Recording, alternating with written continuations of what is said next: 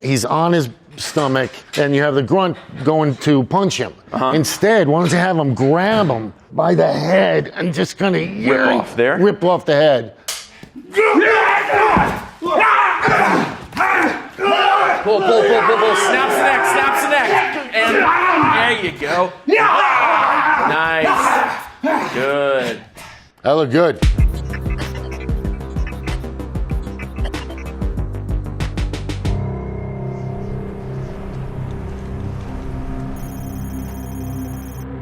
Swing through. Dodge out of the way. Crack him out there. Wham! Right on the top of the head and crack the skull open that way. We ready to do some deaths today? Yes, sir. Hey, nice pajamas. You are in our mocap stage. Only studio, AAA studio in this whole area that has one of these. It's a big investment. It goes to a long way of having quality in your animations. So we started with Bird striking at Primo. Primo's going to use a player dodge to get out of the way and action. Primo dodges. He strikes to the legs, which swipes him out. He comes up, cracks, splits the head open. Right, okay. This is the environment we're thinking about having this take place in. Maybe we can against the wall? Yeah, maybe drive him against the wall or something. Yeah, I like that. You like that idea? Yeah, okay. yeah. Let's actually, guys, let's try this. Let's bring a wall in. Don't get hurt. All right, going up. All right. And there's our set. Compare that to movies, huh?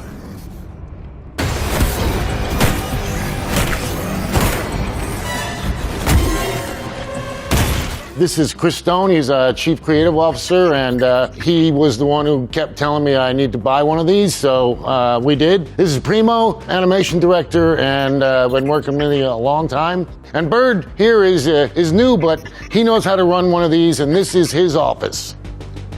Truth is that I get into the mocap room once in a while, but all I have to do is give them my direction, and 90% of the time they do it on their own. So the great thing is I know I have the freedom to ask them to fix anything at any time.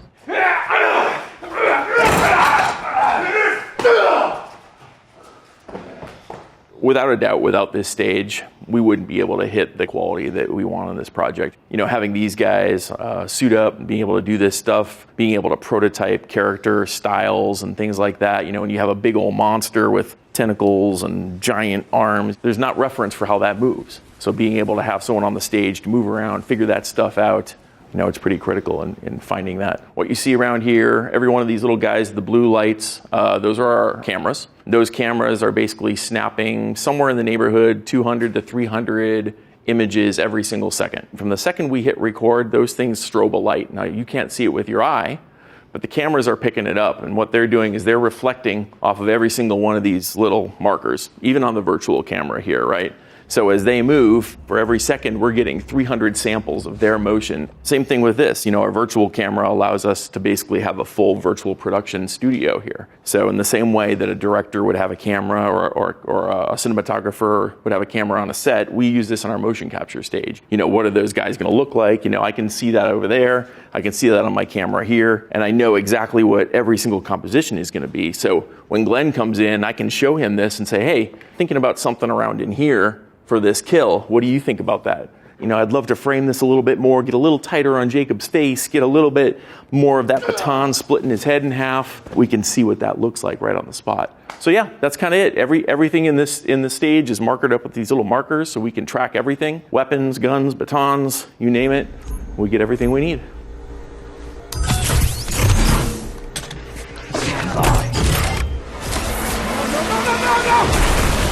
Over the last few years, I feel like we've gotten out of the uncanny valley, as we call it, for characters, right? This technology is the next step to immersion, realism, and that ultimate virtual character.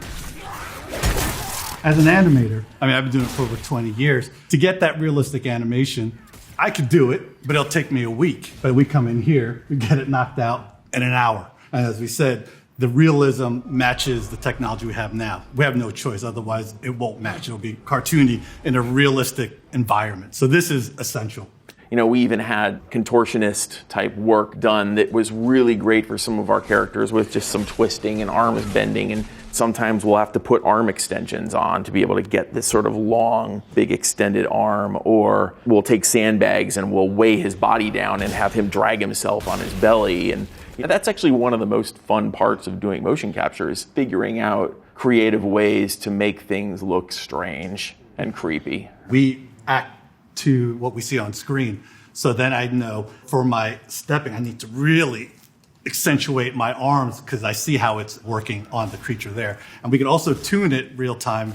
Can you have that elbow stick out more in just this pose? Movies, it's just what looks good through that frame. Video games, the player has control. They can move the camera around. They can see everything. So everything has to be a really high fidelity. You have to be able to have him do walk left, plant right, walk left, while crouching and aiming. It's actually blending to different motion capture that we've done that gives Jacob a real organic feel when moving through a world, whether he's dragging his hand across a wall, or he's picking something off the ground, or he's cracking someone's head open. Like, all of those things kind of seamlessly blend together because of the amount of motion that we shoot. And we feel very strongly about every pose that our characters have should be a composition. I mean, like you saw, we were able to put a wall there, and then we interacted with the wall. So like this chair, we can place it in the world, put our hand on it, but virtually it could be a desk, it could be a barrel. So all of these cameras are virtual cameras or optical cameras are seeing the markers, and that gives it positional data. So I'm able to tell that software this is where the camera is relative to the scene and parent it to this mocap system that's driving it. In the past, I'll have my scene, and then I'll animate the camera and the camera angles, and I'll consult with these guys. But now we can actually do a realistic camera move, and it'll look real handheld. Export that, and that's what you'll see in game.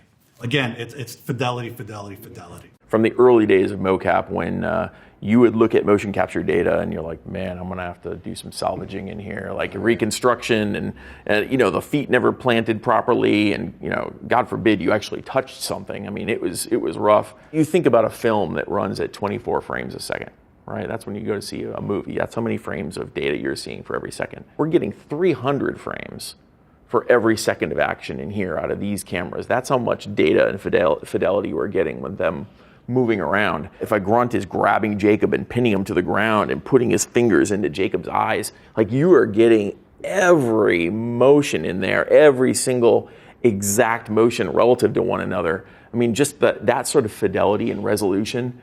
Yeah, it makes my job Makes it feel easier. real. I mean, it's what makes the game as immersive as it is.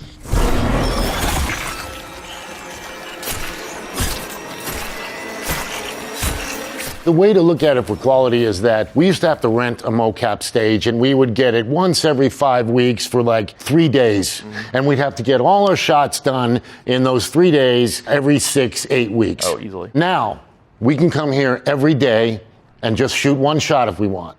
This is about quality and iteration, which is the big part of video games. Yeah, without a doubt.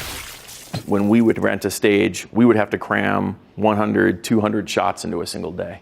But here, to Glen's point, we can shoot something, we can get it in the game, we can look at it, be like, get rid of that, let's go back in tomorrow, let's reshoot it, let's make it exactly what we want it to be. And we've been doing that every day for 3+ years now.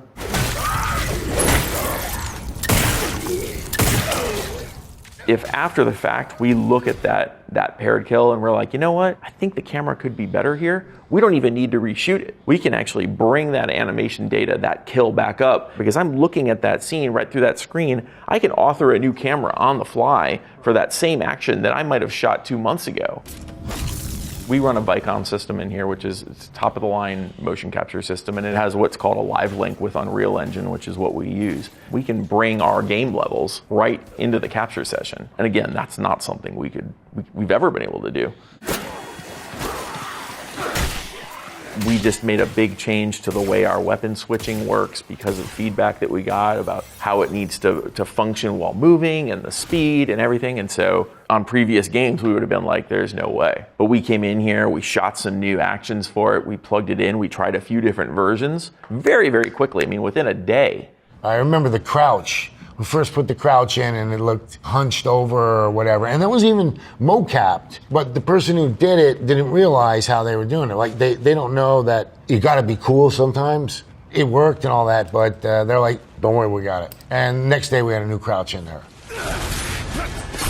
And then if we don't get them in, we have DLC. Yep. We'll be doing downloadable content after this. So as much as this equipment may have cost, it's paid for itself 10 times over. It really has. Oh, crack. Rip it off. Okay. In my 30 years, this has been the most difficult development I've ever had.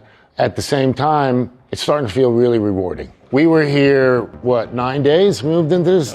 We had 9 days. Yep. We had to close down because of COVID. We have what's a new IP. We have a new company that owns us. We have a new team that we're building. We hired 140 people over COVID. On top of that, we have a new engine and a new game, and they were even able to, over Zoom and everything, mentor and teach some of the newer people. We got a bunch of people out of school and things like that. So for us to be able to get this game out is just a huge, monumental task. It's all because of the team. One of the most talented teams I've ever worked with. We'll establish ourselves as a top-tier studio. I know that. Again, you hire the right people and it all comes together.